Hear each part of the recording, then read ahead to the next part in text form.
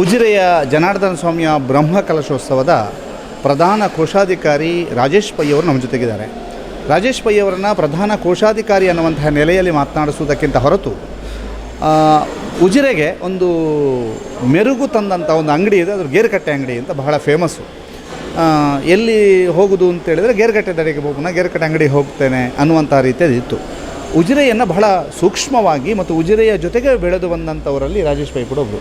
Sir, Ujire ಬೆಳವಣಿಗೆ ಆಗಿದೆ, ನಿಮ್ಮ ಬೆಳವಣಿಗೆ ಆಗಿದೆ, ಉಜಿರೆಯ ಜೊತೆಗೆ ಬೆಳೆದು ಬಂದಿದ್ದೀರಿ, ಏನು ಹೇಳ್ತೀರಿ? ನಾವು ಸುಮಾರು 1981ನೇ ಇಸ್ವಿಯಲ್ಲಿ ಉಜಿರೆಗೆ ಬಂದಿದ್ದು. ಉಜಿರೆಗೆ ಬಂದಾಗ ತುಂಬ ಸಣ್ಣವರು ಅಂದರೆ ಲಿಮಿಟೆಡ್ ಅಂತಲೇ ಹೇಳ್ಬೋದು.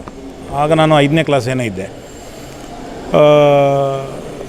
ಆವಾಗಕ್ಕೂ ನೀವು ಇವತ್ತಿಗೂ ನೀವು ನೋಡಿದರೆ ದಕ್ಷಿಣ ಕನ್ನಡ ಹಾಗೂ ಉಡುಪಿ ಜಿಲ್ಲೆಯಲ್ಲಿ ಫಾಸ್ಟೆಸ್ಟ್ ಗ್ರೋಯಿಂಗ್ ಪ್ಲೇಸ್ ಅಂತ ಹೇಳಿದರೆ ಉಜಿರೆ ಅಂತ ಹೇಳ್ಕೊಳ್ಬೋದು. ಜನಸಂಖ್ಯೆಯಲ್ಲಿಯೂ ಅಭಿವೃದ್ಧಿಯಲ್ಲಿಯೂ ಈ ಊರಲ್ಲಿ ನೀವು ಏನಿಲ್ಲ ಅಂತ ಹೇಳ್ತೀರಿ. ಶಾಲಾ ಕಾಲೇಜಿಂದ ಹಿಡಿದ್ರು, ಮೆಡಿಕಲ್ ಕಾಲೇಜಿಂದ ಹಿಡಿದು, ಇಂಜಿನಿಯರಿಂಗ್ ಕಾಲೇಜಿಂದ ಹಿಡಿದ್ರು, ಹಾಸ್ಪಿಟಲಿಂದ ಹಿಡಿದಿದ್ದು ಇನ್ನೇನು ಬೇಕಿಲ್ಲಿ. ಒಬ್ಬ ಮನುಷ್ಯ ಬಂದು ಬದುಕಲಿಕ್ಕೆ ಬೇಕಾಗಿದ್ದು ಎಲ್ಲ ವ್ಯವಸ್ಥೆಗಳು ಕೂಡ ಇದೆ, ಎಲ್ಲ ಅಂಗಡಿಗಳು ಎಲ್ಲವೂ ಸಿಗ್ತದೆ, ಏನೂ ಇಲ್ಲ ಅಂತೇಳಿ ಇಲ್ಲ. ಸೊ ನಾನು ಆಗಿನ ಪ್ರಥಮ ಬ್ರಹ್ಮಕಲಶ, 2ನೇ ಬ್ರಹ್ಮಕಲಶ, ಮೂರನೇ ಬ್ರಹ್ಮಕಲಶವನ್ನು ನಾನು ಕಣ್ಣಾರೆ ನೋಡಿದವನು, ಅದರಲ್ಲಿ ಇನ್ವಾಲ್ವ್ ಕೂಡ ಆದವನು. 1ನೇ ಬ್ರಹ್ಮಕಲಶ ಒಬ್ಬ ಹುಡುಗನಾಗಿ, ಈ 2ನೇ ಬ್ರಹ್ಮಕಲಶ ನಾನೊಬ್ಬ ಬಿಸ್ನೆಸ್ ಮ್ಯಾನ್ ಆಗಿದ್ದೆ, 3ನೇ ಬ್ರಹ್ಮಕಲಶ ನಾನು ಸ್ವಲ್ಪ ಸೀನಿಯರ್ ಆಗಿದ್ದೇನೆ ಅಂತ ಇಟ್ಕೊಳ್ಬೋದು. 3 ಬ್ರಹ್ಮಕಲಶವನ್ನು ನಾನು ಹತ್ತಿರದಿಂದ ಕಂಡವನು. ಪ್ರಥಮ ಬ್ರಹ್ಮಕಲಶದ ಮ್ಯಾನ್ ಪವರ್ ಅಂತ ಹೇಳ್ಬೋದು. ಮ್ಯಾನ್ ಪವರ್ ಅಂದರೆ ಓನ್ಲಿ ಏನಂತಲೇ ಜನಗಳು ಸಿಕ್ಕಾಪಟ್ಟೆ ತೊಡಗಿಸಿಕೊಂಡದ್ದು, ಮನಿ ಪವರ್ ಇರಲಿಲ್ಲ. ಕಷ್ಟದಲ್ಲಿ ಈ ದೇವಸ್ಥಾನದ ಅಭಿವೃದ್ಧಿಯನ್ನು ಮಾಡಿದವರು. 2ನೇದ್ದು ಸ್ವಲ್ಪ ಮನಿ ಪವರ್ ಸ್ವಲ್ಪ ಮಟ್ಟಿನಲ್ಲಿತ್ತು, ಮ್ಯಾನ್ ಪವರ್ ಇತ್ತು. ಇದು 3ನೇ ಬ್ರಹ್ಮಕಲಶ ಅದ್ಭುತ ಅಂತ ಹೇಳ್ಬೋದು. ಇಲ್ಲಿ ಮ್ಯಾನ್ ಪವರ್ ಇದೆ, ಮನಿ ಪವರ್ ಇದೆ, ಹಾರ್ಟ್ ಪವರ್ ಇದೆ. ಎಲ್ಲರೂ ಭಕ್ತಿ ಶ್ರದ್ಧೆಯಿಂದ ಡೈಲಿ ನೀವು ನೋಡ್ತಾ ಇದ್ದೀರಿ, 500 ಜನ ಮೇಲೆ ಕೆಲಸ ಬರ್ತಾಯಿದೆ. ಯಾವ ಕೆಲಸಕ್ಕೆ ಬೇಕು ಅದಕ್ಕೆ ಬೇಕಾದಂಥ ಧನ ಸಹಾಯವನ್ನು ಜನಗಳು ಕೊಡ್ತಾ ಇದ್ದಾರೆ. ಅದು ವಾಲಂಟಿಯರ್ ಆಗಿ, ಯಾರು ದುಡ್ಡು ಕೊಡಿ ಅಂತ ಕೇಳಲೇ ಇಲ್ಲ, ಅವರಾಗಿ ತನ್ನ ಜವಾಬ್ದಾರಿಯಿಂದ ಇದಕ್ಕೆ ಕೊಡ್ತಾ ಇದ್ದಾರೆ. 3ನೇದು ನಾವು ನೋಡಲಿಕ್ಕೆ ಹೋದರೆ ಮನಿ ಪವರ್, ಮ್ಯಾನ್ ಪವರ್ ಹಾಗೆ ಹಾರ್ಟ್ ಪವರ್. ಎಲ್ಲರೂ ತನ್ನನ್ನು ತಾನು ಖುಷಿಯಿಂದ ತೊಡಗಿಸ್ಕೊಳ್ತಿದ್ದಾರೆ. ನಾನೇನೋ ಒಂದು ಸಣ್ಣದು ಮಾಡಬೇಕಂತ, ಕೆಲಸಕ್ಕಿಂತ ಜಾಸ್ತಿ ಜನ ಇದ್ದಾರೆ. ಅದರ ಇದು ಏನಂತ ಹೇಳಿದರೆ ವ್ಯವಸ್ಥೆಗಳು ಒಳ್ಳೆಯ ದಿಕ್ಕಿನಲ್ಲಿ ಹೋಗ್ತಾ ಇದೆ. ದೇವರು ಈ ಊರನ್ನು ಅನುಗ್ರಹಿಸಿದ್ದಾರೆ. ಈಗ ಈ ಊರಿನ ಜನರ ಪ್ರೀತಿಗೆ ದೇವರು ಒಲ್ದಿದ್ದಾರೆ ಅಂತ ನಾನು ಹೇಳ್ಬೋದು.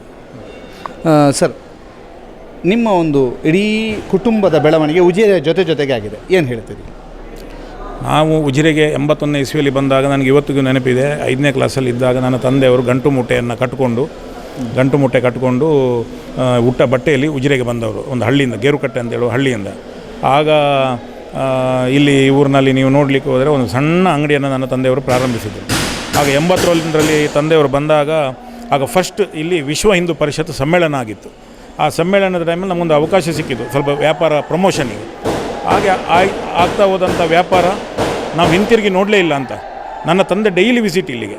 ಅವರು ಇಡೀ ಯೌವನದ ವ್ಯವಸ್ಥೆಯಲ್ಲಿ ಅವರು ಇಲ್ಲಿ ಬಂದಾಗದಿಂದ ಅವರಿಗೆ ಯಾವಾಗವರೆಗೆ ಕೂಡ್ತಿತ್ತೋ ಆಗ ಅವರಿಗೆ ಬೆಳಿಗ್ಗೆ ದೇವರಿಗೆ ಬಂದು ಹೂ ಕೊಟ್ಟೆ ಅವ್ರ ಅಂಗಡಿ ಓಪನ್ ಮಾಡೋದು. ಅಲ್ಲಿಂದ ಮಾಡಿದಂಥ ಅವರು ಇದು ದೇವರ ಮೇಲೆ ಭಕ್ತಿ ಶ್ರದ್ಧೆ, ನಮ್ಮ ಇಡೀ ಫ್ಯಾಮಿಲಿ ಇದರಲ್ಲಿ ಇನ್ವಾಲ್ವ್ ಆಗಿರುತ್ತೆ. ದೇವರು ನಮ್ಮಿಂದ ಅದು ಕಿಂಚಿತ್ ಏನು ನಮ್ಮಿಂದ ಕೂಡ್ತದೆ ಅದನ್ನು ಮಾಡೋದಿತ್ತು. ಆ ದೇವರು ಏನು ಇಟ್ಕೊಳ್ಳಲಿಲ್ಲ, ಎಲ್ಲ ಏನು ನಮಗೆ ಏನು ಕೊಡಬೇಕು ಎಲ್ಲ ಕೊಟ್ಟಿದ್ದಾನೆ. ಇವತ್ತು ತಾಲೂಕಿನಲ್ಲಿ ಒಂದು ಒಳ್ಳೆಯ ಬಿಸ್ನೆಸ್ ನಾವು ಮಾಡ್ತಾಯಿದ್ದೇವೆ. ಇಡೀ ತಾಲೂಕಿನ ಕಾರ್ನರ್ಗಳಿಗೆ ನಮ್ಮ ಗಾಡಿ ಹೋಗ್ತದೆ, ವ್ಯವಹಾರ ನಾವು ಮಾಡ್ತಾಯಿದ್ದೇವೆ.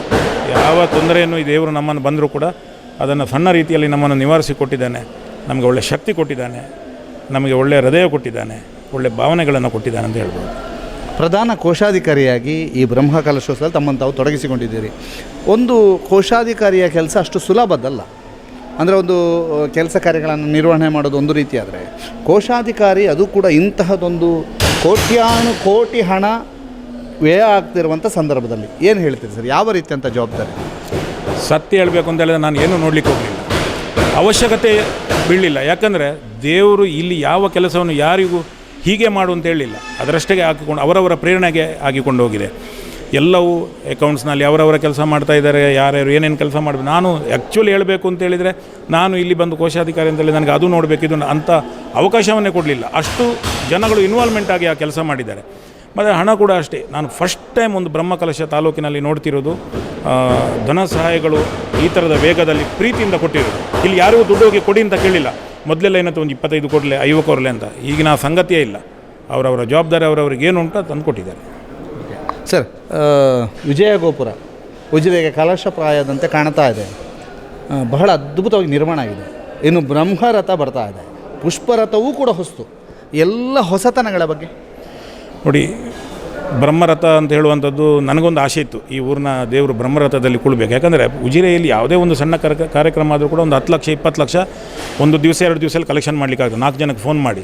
ಆದರೆ ಇಂಥ ಊರಿನಲ್ಲಿ ದೇವರಿಗೆ ಯಾಕೆ ಬ್ರಹ್ಮರಥ ಇಲ್ಲ ಅಂತ ಒಂದು 3 ವರ್ಷದ ಹಿಂದೆ ನಾನು MLA ಅವರು ಮತ್ತು ಇಲ್ಲಿ ಪಡವಟ್ನಾಯರು ರಥದಲ್ಲಿ ದೇವರು ಬಂದಾಗ ನಾವು ಹೇಳಿದ್ವಿ ಈ ಊರಿಗೊಂದು ಬ್ರಹ್ಮರಥ ಆಗಬೇಕಣ್ಣ ಅಂತ. ಅದು ಯಾವತ್ತಲ್ಲಿ ಹೇಳಿದ್ದೇನಂತ ಗೊತ್ತಿಲ್ಲ. ಮತ್ತು ಏನೋ ಅಮೇರಿಕಾದಲ್ಲಿ ಕೂತವರು ದುಡ್ಡಿದ್ದ ಕೂಡಲೇ ಕೊಡಬೇಕು ಅಂತೇನಿಲ್ಲ, ದುಡ್ಡು ತುಂಬ ಜನರಲ್ಲಿ ಉಂಟು. ಈ ಊರಿಂದ ಹೊರಗಡೆ ಹೋಗಿ ವ್ಯವಹಾರ ಮಾಡಿದವರು ಇರ್ಬೋದು, ಆದರೆ ಭಗವಂತ ಯಾರ ಕೈಯಲ್ಲಿ ಸೇವೆ ತಗೊಳ್ತಾನೆ, ಆ ಕಿರಣ್ ಅಂತ ಹೇಳುವ ಒಂದು ಅರ್ಚಕರನ್ನು ಅಮೇರಿಕಾದಲ್ಲಿ ಕೂತಿರುವವರು, ಅವರಿಗೊಂದು ಆ ಊರಿನಲ್ಲಿ 1000ಗಟ್ಟಲೆ ಕಿಲೋಮೀಟರ್ ದೂರದಲ್ಲಿರುವವರಿಗೆ ಭಗವಂತ ಒಂದು ಸಿಗ್ನಲ್ ಕೊಟ್ಟು ನಿನ್ನ ಸೇವೆ ನನಗೆ ಬೇಕು ಅಂತ ಹೇಳಿದರೆ ಅದು ಭಗವಂತ ಕರೆಸ್ಕೊಂಡ ಸೇವೆ ಅಂತ ನಾನು ಭಾವಿಸ್ತೇನೆ. ಹಾಗೆ ಇನ್ನೊಂದು ನಮ್ಮ ಇದು ಯಾವುದು ಇದು ಗೋಪುರ, ವಿಜಯರಾಘವ ಪಡವಟ್ನಾಯರ ಬಗ್ಗೆ ಹೇಳುವುದಂತಾದರೆ, ನಾನು ಒಂದು ಚಿಕ್ಕದಿಂದ ಶಾಲೆಗೆ ಹೋಗೋ, ನಾನು ಡೈಲಿ ದೇವಸ್ಥಾನಕ್ಕೆ ಬಂದು ಹೋಗುವವನು. ಆಗ ಡೈಲಿ ಅವರು ಸಿಗುವರು. ಎಲ್ಲಿವರೆಗೆ ರದೆ ಅಂದರೆ ನಾವು ನಮಸ್ಕಾರ ಅಂತ ಕೊಡಬೇಕು ಅಂತಿಲ್ಲ, ಅವರೇ ನಮಸ್ಕಾರ ಅಂತ 2 ಕೈ ಜೋಡಿಸಿ ಕೊಡೋದು. ಅಂಥ ಒಂದು ಪ್ರೀತಿ ಈ ಜನತಾ ಜನಾರ್ದನ ಅಂತಲೇ ಹೇಳ್ಬೋದು ಅವರನ್ನು. ಇನ್ನೊಂದು ರೀತಿಯಲ್ಲಿ ಯಾರಿಗೆ ಈ ಊರಿನಲ್ಲಿ ಏನು ಕೊಟ್ಟಿಲ್ಲ ಅಂತ ನೀವು ಕೇಳಿ, ಅವರು ತಗೊಂಡಕ್ಕಿಂತ ಜಾಸ್ತಿ ಅವರು ಕೊಟ್ಟದ್ದೇ. ಎಲ್ಲವೂ ಜಾಗ, ಈ ಊರಿನಲ್ಲಿ ಇರುವಂಥ ಸ್ಥಳಗಳಿರ್ಬೋದು, ಎಷ್ಟೋ ಜನ ಅವರ ಸ್ಥಳದಲ್ಲಿ ವ್ಯವಹಾರ ಮಾಡ್ತಾಯಿದ್ದಾರೆ. ಮತ್ತು ಈ ದೇವಸ್ಥಾನದಲ್ಲಿ ಯಾವುದು ತನ್ನ ಮನೆಗೆ ಕೊಂಡೋದವರಲ್ಲ, ತನಗೋಸ್ಕರ ಯಾರು ಇಟ್ಕೊಂಡದ್ದೂ ಅಲ್ಲ, ಎಲ್ಲ ಜನರಿಗೋಸ್ಕರ. ಅದಕ್ಕೆ ಅವರನ್ನು ನಾನು ಜನತಾ ಜನಾರ್ದನ ಅಂತ ನಾನು ಕರೀಲಿಕ್ಕೆ ಭಾವಿಸ್ತೇನೆ. ಇದೊಂದು ಜನಾರ್ದನ ಒಂದು ನಮ್ಮ ದೇವರು ಅಂತಾದರೆ ನಡೆದಾಡುವ ಜನಾರ್ದನ ಅವರಂತ ನಾನು ಹೇಳ್ಬೋದು. ಆ ಒಂದು ಬದಲಾವಣೆ ಅಂತ ನಾನು ಕಾಣಲಿಕ್ಕೆ ಬಯಸ್ತೇನೆ. ಇನ್ನೊಂದು ಸಣ್ಣ ರಥ ನಮ್ಮ ಗಣೇಶಣ್ಣ ಕೊಟ್ಟರು, ಇಂಜಿನಿಯರ್, ಅದು ಕೂಡ ಹಾಗೆ ದೇವರಿಗೆ ಯಾರ್ಯಾರ ಕೈಯಲ್ಲಿ ಏನೇನು ಸೇವೆ ತಗೊಳ್ಬೇಕು ಅಂತ ಉಂಟು ಅದೆಲ್ಲ ದೇವರು ತಗೊಂಡಿದ್ದಾರೆ. ಎಲ್ಲರೂ ಈ ಬ್ರಹ್ಮಕಲಶದಲ್ಲಿ ಅಂತೂ ಯಾರ್ಯಾರ ಕೈಯಲ್ಲಿ ಏನೇನು ಸೇವೆ ತೊಗೊಳ್ಬೇಕು ಎಲ್ಲರಿಗೂ ಎಚ್ಚರಿಸಿ ತಗೊಂಡಿದ್ದಾನೆ.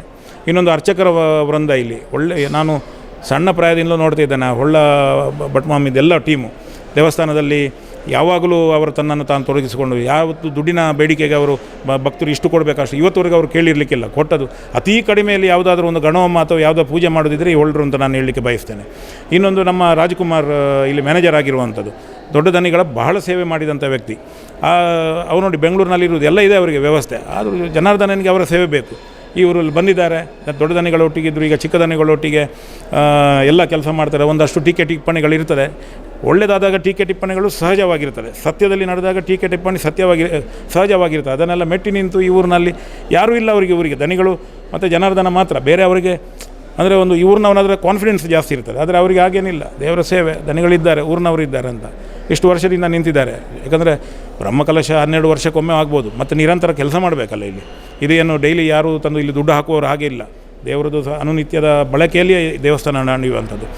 ಹಾಗೆ ಎಲ್ಲವೂ ಅವರವರ ಜವಾಬ್ದಾರಿಯನ್ನು ಅರಿತು ಈ ಊರಿನಲ್ಲಿ ಕೆಲಸ ಮಾಡ್ತಾ ಇದ್ದಾರೆ. ಪ್ರತಿಯೊಂದು ಈ ಬ್ರಹ್ಮಕಲಶದ್ದು 500 ಜನ ಕೆಲಸ ಮಾಡ್ತಿದ್ದಾರೆ ಅಂತ ಹೇಳಿದರೆ ಅದು ನಾನು ಇತ್ತೀಚೆಗೆ ತಾಲೂಕಿನಲ್ಲಿ ನೋಡಿದ ಅದ್ಭುತ ಜನಗಳ ಸ್ಪಂದನೆ ಆಗಬೇಕು ಅಂತಾದರೆ ದೇವರ ಪ್ರೇರಣೆ ಅಂತ ಹೇಳಿದರೆ ಅವರವರು ನೆನೆಸಿದ ಭಕ್ತಿಯ ಶ್ರದ್ಧೆ ಏನು ಕೆಲಸ ಉಂಟು ಅದು ಈ ಊರಿನಲ್ಲಿ ಎಲ್ರಿಗೂ ಆಗಿದೆ. ಈ ಊರು ನಾನು ಹೇಳಿದಲ್ಲ ನಿಮಗೆ fastest growing city in Dakshina Kannada, fastest growing. ಇಲ್ಲಿ ಭೂಮಿ ಬೆಲೆ ಮಂಗಳೂರಿನಲ್ಲಿ ಸಹ ಅಷ್ಟಿಲ್ಲ ಅಂಥ ಭೂಮಿ ಬೆಲೆ ಉಂಟು ಅಂತ ಹೇಳಿದರೆ ಜನಾರ್ದನ ಕಟ್ಟಿದ್ದಾನೆ ಅಂತೇಳಿ ನಮ್ಮೊಟ್ಟಿಗಿದ್ದಾನೆ ಅಂತ ಹೇಳುವಂಥ ಭಾವನೆ. ಇದು ರಾಜೇಶ್ ಪೈ ಅವರ ಮಾತು. 2001ರಲ್ಲಾಗಿರುವಂತಹದ್ದು ನಿಜವಾದ ಮ್ಯಾನ್ ಪವರ್. 2013ರಲ್ಲಿ ಮ್ಯಾನ್ ಪವರ್, ಮನಿ ಪವರ್ ಎಲ್ಲವೂ ಇತ್ತು. 2026 ಈ ಸಂದರ್ಭದಲ್ಲಿ ಆಗ್ತಿರೋಂಥದ್ದು man power, money power, hard power ಎಲ್ಲವೂ ಕೂಡ ಸೇರಿಕೊಂಡಿದೆ. ಅದರ ಜೊತೆಗೆ ಇಲ್ಲಿ ಜನಾರ್ದನನ ಪ್ರೇರಣೆಯಿಂದಲೇ ಸೇವೆ ತೆಗೆದುಕೊಳ್ಳಲಿಕ್ಕೆ ಸಾಧ್ಯ ಅನ್ನುವಂಥದ್ದು. ಬ್ರಹ್ಮರಥದ ಬಗ್ಗೆ ಬಹಳ ಆಸೆಯನ್ನು ಇಟ್ಕೊಂಡಿದ್ರು, ಬಹಳಷ್ಟು ಮಾತನಾಡಿದರು. ಆದರೆ ಅಮೇರಿಕದಲ್ಲಿ ಕುಳಿತವರು ಇಲ್ಲಿ ಬ್ರಹ್ಮರಥವನ್ನು ಕೊಡ್ತಾರೆ ಇಲ್ಲಿಗೆ ಅಂತಂದರೆ ಅದು ಜನಾರ್ದನನ ಪ್ರೇರಣೆ ಅನ್ನುವಂಥದ್ದು. ಇಲ್ಲಿಗೆ ದಿನಕ್ಕೆ 1000 ಜನ ಬಂದು ಶ್ರಮದಾನವನ್ನು ಮಾಡ್ತಾರೆ ಅಂತಂದರೆ ಅದಕ್ಕೆ ಜನಾರ್ದನನ ಪ್ರೇರಣೆ. ಇಲ್ಲಿಯ ದೇವರು ಜನಾರ್ದನ ಆದರೆ ಆ ಪಡ್ವೇಟ್ನಾಯ ಕುಟುಂಬದವರು ಜನತಾ ಜನಾರ್ದನರಾಗ್ತಾರೆ ಅನ್ನುವಂತಹದ್ದನ್ನು ಕೂಡ ಹೇಳಿದರು. ಉಜಿರೆಯೊಂದಿಗೆ 1981ರಿಂದ ಇಲ್ಲಿಯ ತನಕ ಬೆಳೆದು ಬಂದಂತಹ ರಾಜೇಶ್ ಪೈ ಅವರ ಮಾತಿದು. ಆದಿತ್ಯ ಶೆಟ್ಟಿ ಬಳಂಜೆ ಜೊತೆಗೆ ದಾಮೋದರ ದೊಂಡೋಲೆ, ಸುದ್ದಿ ನ್ಯೂಸ್, ಉಜಿರೆ.